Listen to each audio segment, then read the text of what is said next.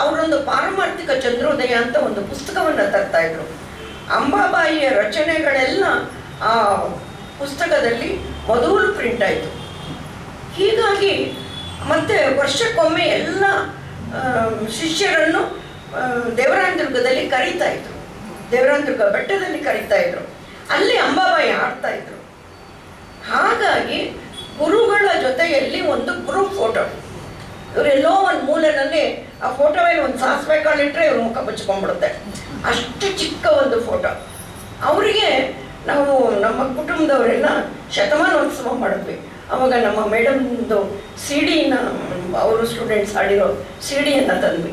ಆಗ ಈ ಫೋಟೋವನ್ನು ನನ್ನ ತಮ್ಮ ಆ ಚಿಕ್ಕ ಫೋಟೋನ ಒಬ್ಬ ಕಲಾವಿದನಿಗೆ ತೋರಿಸಿ ಅದನ್ನು ಒಂದು ಚಿತ್ರವನ್ನಾಗಿ ಮಾಡಿ. ಆದರೆ ಅವರು ಬಹಳ ಸುಂದರಿಯಾಗಿದ್ದರು, ಬಹಳ ಚೆನ್ನಾಗಿ ಆಡ್ತಾಯಿದ್ರು, ಬಹಳ ಪುಟ್ಟದಾಗಿದ್ದರು.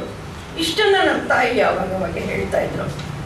ಹೀಗಾಗಿ ಅಷ್ಟೇ ನನಗೆ ಗೊತ್ತು. ಅದಕ್ಕಿಂತ ಹೆಚ್ಚು ಅವರ ರೂಪದ ಬಗ್ಗೆ, ಅವರ ಗುಣಗಳ ಬಗ್ಗೆ ಅಷ್ಟು ಗೊತ್ತಿಲ್ಲ ನನಗೆ. ಅವರ ವರ್ಕ್ಗಳಂತೂ ನಮ್ಮ ಹತ್ರ ಇದೆ. ಅವರು ಹುಟ್ಟಿದ ಇಸ್ವಿ ಎಷ್ಟು ಅಂತ ಗೊತ್ತಿದೆಯಾ? 1902ರಲ್ಲಿ ಹುಟ್ಟಿದ್ದು. ಯಾವ ಊರಿನಲ್ಲಿ ಅವರು ಹುಟ್ಟಿದ್ದು? ನವೆಂಬರ್ ತಿಂಗಳಲ್ಲಿ. ಯಾವ ಊರು? ಚಿತ್ರದುರ್ಗ. ಅವರ ಹೆಸರೇ ಚಿತ್ರದುರ್ಗದ ಅಂಬಾಬಾಯಿ ಅಂತ. 1902. 1902 ಎರಡರಲ್ಲಿ ಹುಟ್ಟಿತ್ತು. ಎಷ್ಟು ವರ್ಷ ಅಲ್ಲಿದ್ರು? ಯಾಕೆ ನಮ್ಮೂರದು.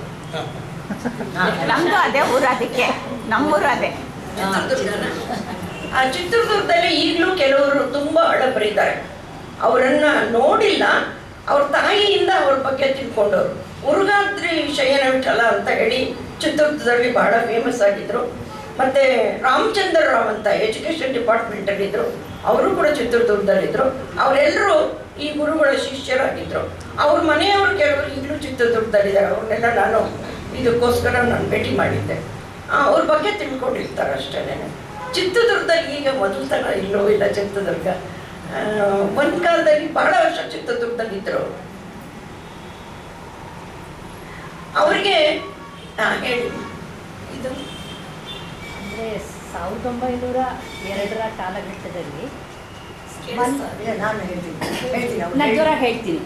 1902ರ ಕಾಲಘಟ್ಟದಲ್ಲಿ ಸಾಮಾನ್ಯವಾಗಿ ಹೆಣ್ಮಕ್ಳು ಮನೆಯಿಂದ ಹೋಗುವಂಥ ಪರಿಸ್ಥಿತಿನೇ ಇಲ್ಲದ ಕಾಲದಲ್ಲಿ ಇವರು ಒಂದು ದೀಕ್ಷೆಯನ್ನು ತಗೊಂಡು ಒಂದೂರಲ್ಲೇ ನಿಲ್ಲದೆ ಊರಿಂದ ಊರಿಗೆ ಅಲಿಯುವಂತಹ ಆ ಸಂದರ್ಭದಲ್ಲಿ ಅವರು ಪಟ್ಟಂತಹ ಪಡಿಪಾಟಲ್ಲಿ ತುಂಬ ಇರ್ಬೋದು.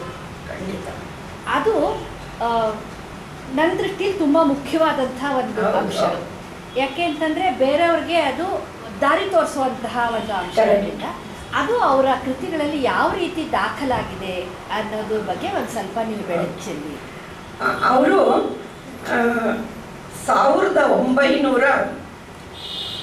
1931ನೇ ಇಸ್ವಿ ತನಕ, ಅಂದರೆ ಅವರಿಗೆ 29 ವರ್ಷ ಆಗಿದ್ದಾಗ, ಅಲ್ಲಿಯವರೆಗೆ ಅವರು ಕೇವಲ ಮನೆಯ ಹೆಣ್ಣುಮಗಳಾಗಿದ್ದರು. ಅವ್ರ ಮನೆಯಲ್ಲಿ ಒಂದೇ ದಿನ ತಂದೆಯನ್ನು ಗಂಡನನ್ನು ಪಡ್ಕೊಂಡ್ರು.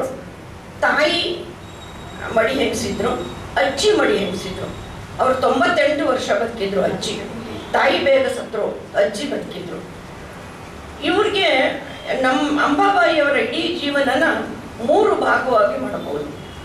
ಮೊದಲನೇ ಭಾಗ 29 ವರ್ಷಗಳ ಕಾಲ ಒಂದು ರೀತಿ ಕತ್ತಲೆಯಲ್ಲಿದ್ದಂಥ ಕಾಲ ಅಂತ ನಮಗನ್ಸುತ್ತೆ.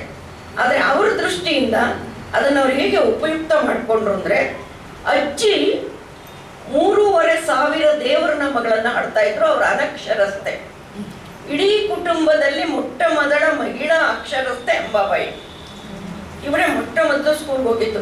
ಅವ್ರು ಸ್ಕೂಲ್ಗೆ ಹೋಗ್ಬೇಕಾದ್ರೆ ಕೂಡ ಊರಿನಲ್ಲಿ ಎಲ್ಲರೂ, ಆಗ ಚಿತ್ರದುರ್ಗ ಬಹಳ ಚಿಕ್ಕ ಹಳ್ಳಿ ಆಗಿತ್ತು.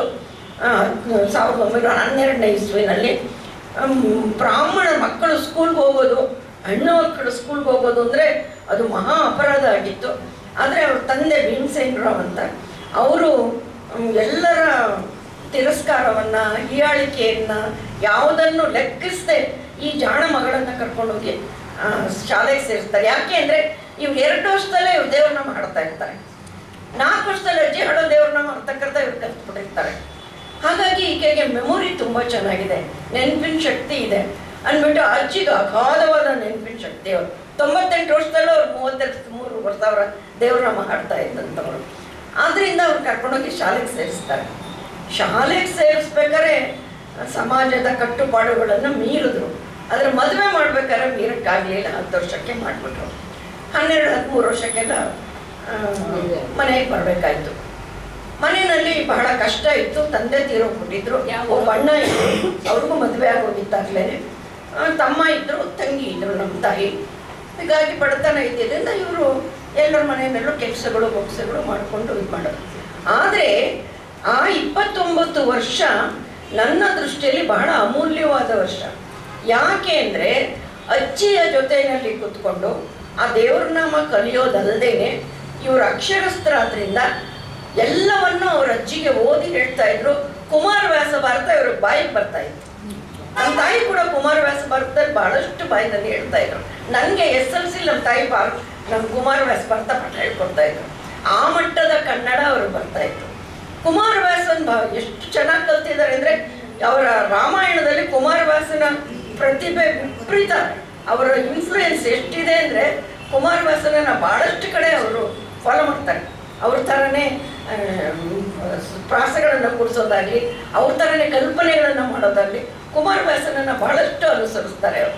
ಹಾಗೆ ಅವರಿಗೆ ಕುಮಾರವ್ಯಾಸ ಆ 29 ವರ್ಷ ಅವರು ಶೇಖರಣೆಯ ಕಾಲ. ಅದು ಶೇಖರಣೆಯ ಕಾಲ. ನಮ್ಮ ಸತ್ಯವತಿಯವರು ಒಂದು ಉಗಭೋಗ ಹೇಳಿ ಒಂದು ತುಂಬ ಚೆನ್ನಾಗಿ ಜೀವನವನ್ನು 4 ಭಾಗ ಮಾಡಿ ಹೇಳ್ತಾ ಇರ್ತಾರೆ. ಭಾಳ ಚೆನ್ನಾಗಿ ಹೇಳ್ತಾರೆ. ಆ ಮೊದಲನೇ 25 ವರ್ಷ ಕಲಿಕೆಯ ಕಾಲ. ಅದನ್ನು ಸಾರ್ಥಕ ಮಾಡಿಕೊಂಡವರು ಅಂಬಾಬಾಯಿಯವರು. 29ನೇ ವಯಸ್ಸಿಗೆ ಅವರಿಗೆ ಗುರುಗಳ ಅನುಗ್ರಹ ಆಯಿತು. ಆದಮೇಲಿಂದ ಗುರುಗಳಿಗೆ ಇವರ ಚುರುಕು ಕಣ್ಣುಗಳನ್ನು ನೋಡಿ, ಇವರ ಮಾತುಗಳನ್ನು ಕೇಳಿ ಈಕೆಯಲ್ಲಿ ಏನೋ ವಿಶೇಷ ಇದೆ ಅಂತ ಹೇಳಿ ಆಕೆಯನ್ನು ಕರೆದು ಅವ್ರ ಹತ್ರ ಹಾಡಿಸಿ, ಅಷ್ಟೊತ್ತಾಗಲೇ ಅಜ್ಜಿಯಿಂದ ಕಲ್ತಿದ್ದ ಹಾಡುಗಳು ಬರ್ತಾ ಇರ್ತಾನೆ, ಹಾಡಿಸಿ ಆಮೇಲಿಂದ ಹಾಗೆ ಒಂದು 2-3 ಸತಿ ಭೇಟಿಯಾದಾಗ ಇವರು ಹೆದರ್ಕೊಂಡು ಒಂದು ದೇವ್ರನಾಮ ಬರ್ತಿದ್ದೀನಿ ಅಂತ ತೋರಿಸಿದ್ರಂತೆ ಗುರುಗಳಿಗೆ. ಅವ್ರಿಗೆ ಎಷ್ಟು ಖುಷಿಯಾಗೋಯ್ತಂತೆ ಅಂದರೆ ಅದನ್ನು ತಕ್ಷಣ ಅವರು ಹೊರಡಿಸ್ತಾ ಇದ್ದ ಪತ್ರಿಕೆಯಲ್ಲಿ ಪ್ರಿಂಟ್ ಮಾಡಿ, ಇನ್ಮೇಲಿಂದ ನೀವು ಪ್ರತಿ ಪತ್ರಿಕೆಗೂ ಬರಿಬೇಕು ದೇವ್ರನಾಮನ ಅಂತ ಹೇಳಿ ಅಲ್ಲಿಂದ ಶುರುವಾಗುತ್ತೆ. ಒಂದು ನಿಮಿಷ. ಅವ್ರು ಕೇಳಿದ್ದಕ್ಕೆ ಅವರು ಕೇಳಿದ್ದು ಅವರು ಪಟ್ಟ ಭಾವನೆಗಳ ವಿವರಗಳೇನಾದರೂ ಇದೆಯಾ ಅನ್ನೋದಕ್ಕೆ.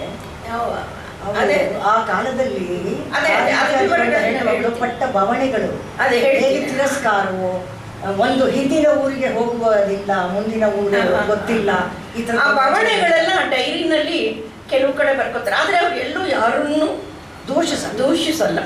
ಹೀಗೀಗಾಯಿತು ಅಂತ ಹೇಳ್ಕೊಳ್ತಾ ಹೋಗ್ತಾರೆ. ಎಲ್ಲೂ ಯಾರನ್ನೂ ದೂಷಿಸಲ್ಲ. ಅದನ್ನೇ ನಾನು 3 ಭಾಗ ಹೇಳ್ತಾ ಇದ್ದೀನಿ.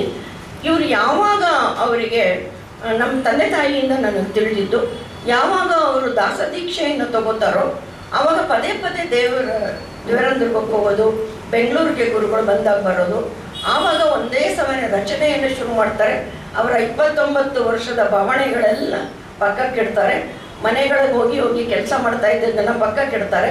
ಅವರು ಹೆಚ್ಚು ತಮ್ಮನ್ನು ತಾವು ದಾಸದೀಕ್ಷೆಗೆ ಒಪ್ಪಿಸ್ಕೊಂಡ್ಬಿಡ್ತಾರೆ.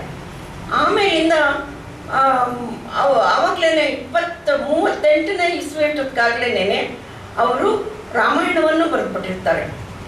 ಬರೆದು ಯಾವ ಥರ ಅವರು ಪ್ರಸಿದ್ಧರಾಗಿರ್ತಾರೆ ಅಂದರೆ 1165 ಜನ ಅವರ ಶಿಷ್ಯರಿರ್ತಾರಲ್ಲ, ಗುರುಗಳ ಶಿಷ್ಯ, ಅವರೆಲ್ಲರಿಗೂ ಇವರು ಪರಿಚಿತರಾಗಿ ಇವರು ಬಹಳಷ್ಟು ಅದನ್ನು ಒಂದು ಕಡೆ ಹೇಳ್ಕೊತಾರೆ. ಅಂದರೆ ಅವ್ರ ಭಾವನೆಗಳನ್ನೆಲ್ಲೂ ಹೇಳ್ಕೊಡಲ್ಲ, ಅವರನ್ನು ಎಲ್ಲಿ ಯಾರು ಹೇಗೆ ಗುರುತಿಸ್ತಾ ಬಂದರು ಅನ್ನೋದನ್ನು ಒಂದು ಕಡೆ ಹೇಳ್ಕೊಡ್ತಾರೆ. ಇವರು 38ನೇ ಇಸ್ವಿಗೆ ಜಗತ್ ಪ್ರಸಿದ್ಧ, ಅಂದರೆ ಅವರ ಗುಂಪಲ್ಲಿ ಪ್ರಸಿದ್ಧರಾಗ್ಬಿಟ್ಟಿದ್ರು. ಚಿತ್ರದುರ್ಗದಲ್ಲಂತೂ ಸುಂದರಕಾಂಡದ ಅಂಬಾಬಾಯಿ ಅಂತಲೇ ಪ್ರಸಿದ್ಧರಾಗ್ಬಿಟ್ಟಿದ್ರು. ಎಲ್ಲರ ಮನೆಯಲ್ಲಿ ಯಾವ ಮನೆಯವರು ಕೆಟ್ಟ ಕಾಲ್ಗುಣ ಅಂತ ಮನೆಯಿಂದ ಆಚೆ ಕಳಿಸಿದ್ರು, ಅದೇ ಊರಿನಲ್ಲಿ ಇವ್ರ ಹತ್ರ ಸುಂದರಕಾಂಡ ಹೇಳಿಸಿದ್ರೆ ಮನೆಗೆ ಒಳ್ಳೇದಾಗತ್ತೆ ಅಂತ ಕರ್ಸೆ ಆಡಿಸ್ತಾ ಇರ್ತಾರೆ. ಆ ಮಟ್ಟಕ್ಕೆ ಇವರು ಪ್ರಸಿದ್ಧರಾಗಿತ್ತು. ಅದನ್ನು ಒಂದು ಕಡೆ ಹೇಳ್ಕೊತಾರೆ. ಅವರ ಇದರಲ್ಲಿ ಡೈರಿನಲ್ಲಿ ಮೊದಲು ಬರ್ಕೋತಾರೆ, ತುಂಬ ಕಷ್ಟ ಬಂದಾಗ ವೈರಾಗ್ಯ ಪಡೆಯೋದು ಅದು ವೈರಾಗ್ಯ ಅಲ್ಲ. ಹೊಟ್ಟೆ ಗತಿ ಇಲ್ಲ ಅಂತ ವೈರಾಗ್ಯ ಪಡೆಯೋದು ವೈರಾಗ್ಯ ಅಲ್ಲ. ಯಾರು ಸಾಕಷ್ಟು ತೃಪ್ತಿಯನ್ನು ಪಟ್ಟು, ಸಾಕಷ್ಟು ಪ್ರಸಿದ್ಧಿಯನ್ನು ಪಟ್ಟು, ಸಾಕಷ್ಟು ಜನಪ್ರಿಯರಾಗಿರ್ತಾರೋ ಅದನ್ನು ಬಿಟ್ಟು ಹೋಗೋದಿದೆಯಲ್ಲ, ಅದು ನಿಜವಾದ ವೈರಾಗ್ಯ. ನನಗೆ ಇವಾಗಲೇ ಸಾಕಷ್ಟು ಅದೆಲ್ಲವೂ ಸಿಕ್ಕಿದೆ, ಅದರಿಂದ ಅದನ್ನು ಬಿಟ್ಟು ನಾನು ದಾಸದೀಕ್ಷೆಯನ್ನು ಎಲ್ರಿಗೂ ಹಂಚಬೇಕು ಅಂತ ಬಿಟ್ಟು ಹೋಗ್ತಾ ಇದ್ದೀನಿ ಅಂತ ಹೇಳ್ಕೊತಾರೆ. ಆಮೇಲೆ ಅಲ್ಲೂ ಅಷ್ಟೇ, ಆ ಇಡೀ ಡೈರಿನಲ್ಲಿ ಒಂದು ಕಡೆ ಅವಹೇಳನವೂ ಆಗುತ್ತೆ, ಒಂದು ಕಡೆ ಬಹಳಷ್ಟು ಖುಷಿಯೂ ಸಿಗುತ್ತೆ, ಬಹಳಷ್ಟು ಕಡೆ ಕರೆದು ಹಾಡಿಸ್ತಾರೆ, ಕೆಲವು ಕಡೆ ಊಟ ಕೂಡ ಹಾಕೋದಿಲ್ಲ, ಅದು ಆಗುತ್ತೆ. ಈ ತಿತ್ತ ಬಾರೆಂದು ಕರೆಯೋರಿಲ್ಲ, ಇಲ್ಲ ಅದನ್ನು ದೇವ್ರ ನಾಮ ಬರೆಯೋದನ್ನು ಒಂದು ಘಟನೆ ಆ ಡೈರಿನಲ್ಲಿದೆ. ಇವರು ಪಂಡ್ರಾಪುರಕ್ಕೆ ಹೋಗ್ತಾರೆ. ಅವ್ರು ಎಲ್ಲೂ ಹೋದರೂ ವಿಜಯದಾಸರದ್ದು ಒಂದು ಉಪಭೋಗ ಇದೆ, ಕೇಳಿರ್ಬೇಕು ನೀವೆಲ್ಲ. ಸಾಲವನ್ನು ಮಾಡಬೇಡ, ಸಾಲದಿಂದನೇ ಬೇಡ, ನಾಳೆ ಎಂದಿಡಬೇಡ. ಇದು ಹರಿದಾಸ ದೀಕ್ಷೆಯಲ್ಲಿ ಇರುವಂಥದ್ದು. ಇವರು 5 ಮನೆ ಅಥವಾ 6 ಮನೆಯಲ್ಲಿ ಒಂದೊಂದು ಹಿಡಿ, ಅದಕ್ಕೆ ಮೇಲಿಲ್ಲ, ಭಿಕ್ಷೆಯನ್ನು ಬಿಡೋದು, ಅದನ್ನು ತಂದು ದೇವಸ್ಥಾನಕ್ಕೆ ಕೊಡೋದು, ಅದರಲ್ಲಿ ತಾವು ಒಂದು ಹಿಡಿ ಇಟ್ಕೊಂಡು ಒಪ್ಪತ್ತು ಊಟ ಮಾಡೋದು, ತಣ್ಣೀರು ಸ್ನಾನ, ಇಷ್ಟೇ ಅವರ ಟೂರ್ ಪ್ಲ್ಯಾನ್. ಈ ಥರದ್ದಿದ್ದಾಗ 5 ಮನೆ 6 ಮನೆಯಿಂದ ಜಾಸ್ತಿ ಬೇಡಬಾರ್ದು, ಆ ಬೇಡಿದ್ದಷ್ಟು ತಾವು ತಿನ್ನಬಾರ್ದು, ಅದನ್ನು ದೇವಸ್ಥಾನಕ್ಕೋ ಮಠಕ್ಕೋ ಕೊಟ್ಬಿಡ್ಬೇಕು. ಈ ಥರದ್ದಿದ್ದಾಗ ಪಂಡ್ರಾಪುರದಲ್ಲಿ ಯಾವ ಮನೆಗೆ ಹೋದರೂ ಒಂದು ಹಿಡಿ ಅಕ್ಕಿ ಹಾಕಲ್ಲ, ಮುಂದೋಗು ಮುಂದೋಗು ಮುಂದೋಗು ಅಂತಾರೆ. ಆ ದಿನ ಆ ದೇವ್ರ ನಾಮವನ್ನು ಬರೀತಾರೆ. ಇತ್ತಿತ್ತ ಬಾ ಎಂದು ಕರೆಯೋರಿಲ್ಲ, ಅತ್ತತ್ತ ಹೋಗೆಂದು ಹೇಳುವರೇ ಎಲ್ಲ, ಮುಂದೋಗು ಮುಂದೋಗು ಅಂತ ಅದನ್ನು ಬರ್ಕೊಂಡಿದ್ದಾರೆ. ಅದನ್ನು ಡೈರಿನಲ್ಲಿ ಬರ್ಕೊಂಡಿದ್ದಾರೆ. ಡೈರಿ ಬಹಳಷ್ಟು ಆ ಕಾಲದ ಒಂದು ಸಮಾಜವನ್ನು ತೆರೆದಿಡುತ್ತೆ. ಆ ಕಾಲದಲ್ಲಿ ಹೇಗೆ ಈ ದಾಸರುಗಳಿಗೆ ಬಹಳ ಬೆಲೆ ಇತ್ತು. ರಸ್ತೆಯಲ್ಲಿ ಹಾಡ್ಕೊಂಡು ಹೋಗ್ತಾ ಇದ್ರೆ, ಊರಿಗೆ ಬಂದರೆ ದಾಸಯ್ಯ, ನಮ್ಮ ಕೇರಿಗೆ ಬಾ ಕಣ್ಣಿಯ ದಾಸಯ್ಯ, ದಾಸರದು ಪುರಂದರದಾಸರು ಹಾಡಿದೆನು. ಆ ರೀತಿಯಾದ ಒಂದು ರೀತಿಯ ಗೌರವಯುತವಾದ ಒಂದು ಕೆಲಸ ಆಗಿತ್ತದು. ಆನಂತರ ಅದು ಹೀನಾಯ ಸ್ಥಿತಿಗೆ ಹೋಗಿರ್ಬೋದು. ಆದರೆ ಪಂಡ್ರಾಪುರದಲ್ಲಿ ಆ ಥರ ಆಗಲ್ಲ, ಯಾಕೆಂದರೆ ಅದು ಹೇಳಿ ಕೇಳಿ ಕ್ಷೇತ್ರ. ಅಲ್ಲಿ ಎಲ್ಲ ರೀತಿಯ ಜನಗಳು ಬರ್ತಾರೆ, ಎಲ್ಲ ರೀತಿಯ ಭಿಕ್ಷುಕರು ಬರ್ಬೋದು. ಹಾಗಾಗಿ ಇವ್ರಿಗೆ ಸಾಕಷ್ಟು ಅವಮಾನಗಳೇ ಆಗುತ್ತೆ ಪಂಡ್ರಾಪುರದಲ್ಲಿ. ಬಟ್ ಅದೆಲ್ಲೂ ಬೇಜಾರು ಮಾಡ್ಕೊಂಡು ಹೇಳ್ಕೊಳ್ಳಲ್ಲ. ಈ ಊರಿನ ಸ್ಥಿತಿ ಅದು, ಈ ಊರಿನ ಇದು ಹಾಗೆ ಅಂತ ಹೇಳ್ಕೊಂಡು ಅವರು ಜೀವನವನ್ನು ಸಾಕ್ತಾ ಹೋಗ್ತಾರೆ. ಇದರಲ್ಲಿ 3/11/1938 ಅವತ್ತು ಶುರುವಾಗಿದ್ದು 26/1/1939 ಅಲ್ಲಿ ತನಕ ಇದೆ. ಮುಂದಿನ ಹಾಡೆಗಳು ಕಿತ್ತು ಹೋಗ್ಬಿಟ್ಟಿದೆ, ಇಲ್ಲ ಇದರಲ್ಲಿ 81 ದಿನದ ವಿಚಾರಗಳನ್ನು ಮಾತ್ರ ಬರೆದಿದ್ದಾರೆ. ಅದರಲ್ಲಿ ಅನೇಕ ವಿಚಾರಗಳನ್ನು, ಆ ಕಾಲದ ವಿಚಾರಗಳನ್ನು ಬರೆದಿದ್ದಾರೆ. ಅದೇ ಅವಾಗಲೇ ನಮ್ಮ ಸತ್ಯವತಿ ಮೇಡಮ್ ಹೇಳಿದಂಗೆ ಅವರು ಪ್ರತಿನಿತ್ಯ ಭಜನೆ ಮಾಡ್ತಾಯಿದ್ರು, ಪ್ರತಿನಿತ್ಯ ದೇವ್ರ ನಾಮ ಬರೀತಾ ಇದ್ರು, ಪ್ರತಿನಿತ್ಯ ದಿನಕ್ಕೆ 2 ದೇವ್ರ ನಾಮ ಬರೀಲೇಬೇಕು. ತಾವು ಬರೆದಿದ್ದನ್ನು ಮತ್ತೆ ಕಾಪಿ ಮಾಡಿ ಮಾಡಿ ಕೇಳಿದವ್ರಿಗೆಲ್ಲ ಕೊಡ್ತಾಯಿದ್ರು. ಹಾಗಾಗಿ ಅವರು ದೇವ್ರ ನಾಮಗಳು ಬಹಳಷ್ಟು ಕಡೆ ಹರಡಿದೆ.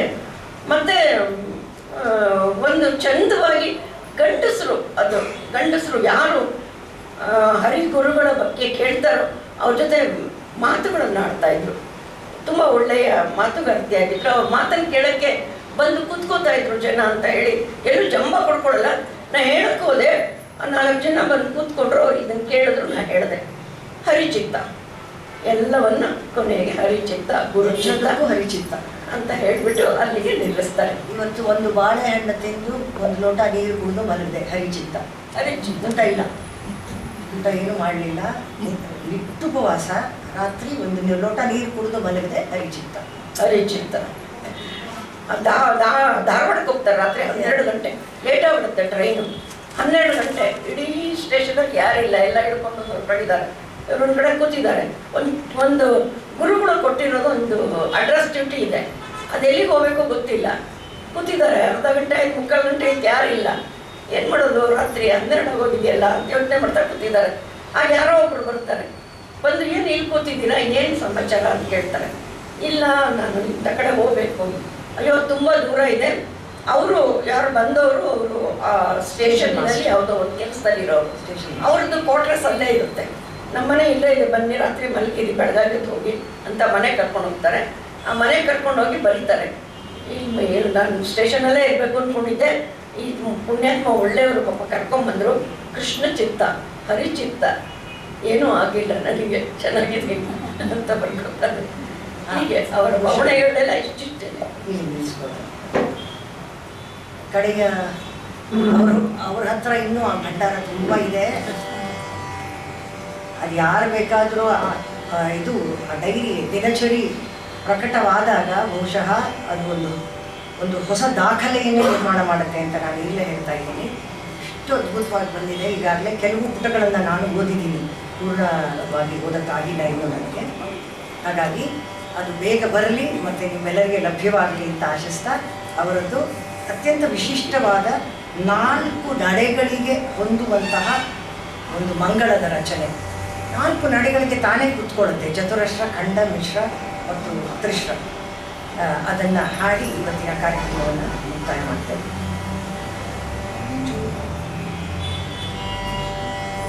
ಮಂಗಳ ಬಂಡ ನಿವಾಸನಿಗೆ ಜಯ ಮಂಗಳ ಇಟ್ಟಿಗೆ ನಿಲಯನಿಗೆ, ಮಂಗಳ ಬಂಡ ನಿವಾಸನಿಗೆ ಜಯ ಮಂಗಳ ಇಟ್ಟಿಗೆ ನಿಲಯನಿಗೆ, ಗೋಕುಲ ವಾಸಗೆ ಆಕಳ ಪಾಲಗೆ ಲೋಕ ಲೋಕಗಳನ್ನ ಪೊರೆವನಿಗೆ, ಪಾಕ ಶಾಸನವನ್ಯ ರೂಪಿಗೆ ರಮಣಗೆ ಲೋಕಮೋಹನ ಪಾಂಡುರಂಗನಿಗೆ, ಪಾಂಡವ ಪಾಲಕ ಪುಂಡರೀಕನಿಗೊಲಿದು ದಂಡರಿ ಕ್ಷೇತ್ರದಿ ನೆಲೆಸಿದಗೆ, ತಂಡ ದಂಡದ ಭಕ್ತ ಮಂಡೆ ಸೋಗಿಸಿಕೊಂಬ ಪುಂಡರೀಕ ಪಾದಯುಗಳನಿಗೆ, ಕಡಿಯಲ್ಲಿ ಕರ ಬಿಟ್ಟು ಕೈಲಿ ಶಂಖವ ಪಿಡಿದು ನಟನೆ ಗೈಯುವ ವೇಷಧಾರಕಗೆ, ತಡಿನಿ ಚಂದ್ರ ಬಾಗೆ ತೀರದೆ ಮೆರೆಯುವ ವಟುರೂಪಿ ಗೋಪಾಲ ಕೃಷ್ಣ ವಿಠಲಗೆ, ಮಂಗಳ ಪಂಡರಿ ವಾಸನಿಗೆ ಜಯ ಮಂಗಳ ಇಟ್ಟಿಗೆ ನಿಲಯನಿಗೆ, ಜಯ ಮಂಗಳ ಇಟ್ಟಿಗೆ ನಿಲಯನಿಗೆ, ಜಯ ಮಂಗಳ